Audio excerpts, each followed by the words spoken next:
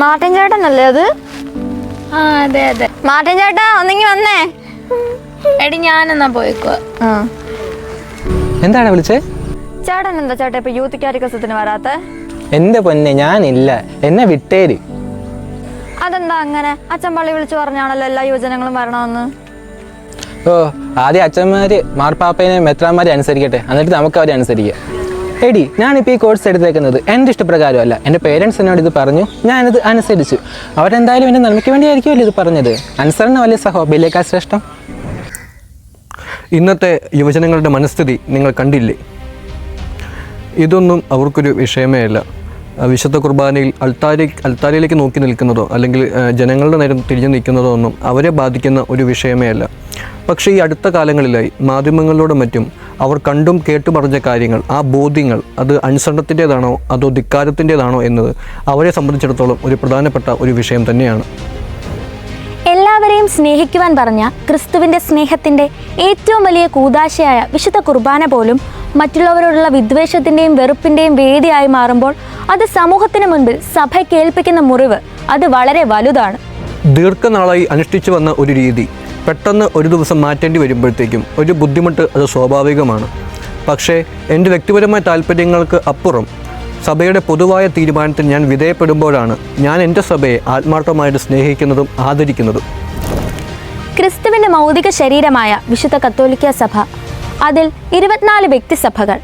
ഇതിലെ വലിയ മൂന്നാമത്തെ സഭയാണ് സീറോ മലബാർ സഭ. ഈ സഭകളുടെ എല്ലാം മേലധികാരിയാണ് പത്രോസിൻ്റെ പിൻഗാമിയായ മാർപ്പാപ്പ. പരിശുദ്ധ പിതാവ് ഒരു തീരുമാനമെടുക്കുമ്പോൾ അത് അദ്ദേഹത്തിൻ്റെ വ്യക്തിപരമായതല്ല, മറിച്ച് പരിശുദ്ധാത്മാവിൻ്റെ പ്രേരണയാൽ സഭയ്ക്ക് മുഴുവന് വേണ്ടിയുള്ളതാണ് എന്ന രീതിയിൽ അതനുസരിക്കുവാൻ നാം ബാധ്യസ്ഥരാണ്.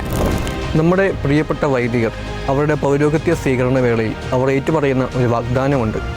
ഞാൻ എൻ്റെ മേലധികാരികളെ, പരിശുദ്ധ പിതാവിനെ, മെത്രാപ്പോലിത്താമാരെയൊക്കെ ആദരിക്കുകയും അനുസരിക്കുകയും ചെയ്യും എന്ന്.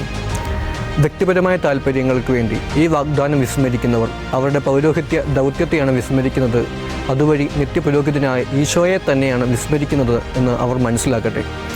തങ്ങളുടെ മേലധികാരികളെ ധിക്കരിക്കുന്നവർക്ക് എങ്ങനെയാണ് തങ്ങൾക്ക് പരമേൽപ്പിക്കപ്പെട്ടിരിക്കുന്ന അജഗണങ്ങളെ ഈശോയിലേക്ക് നയിക്കുവാൻ സാധിക്കുന്നത്?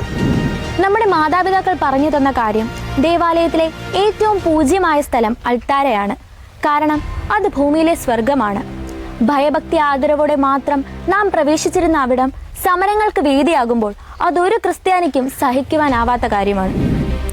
ക്രിസ്തുവിൻ്റെ ശരീരമാകുന്ന സഭയിലെ ഓരോ അവയവങ്ങളായ നാം ഓരോരുത്തരും ഐക്യത്തോടും സ്നേഹത്തോടും കൂടി ജീവിക്കുമ്പോഴാണ് സഭ ക്രിസ്തുവിൻ്റെ യഥാർത്ഥ മണവാട്ടിയായിട്ട് മാറുന്നത്.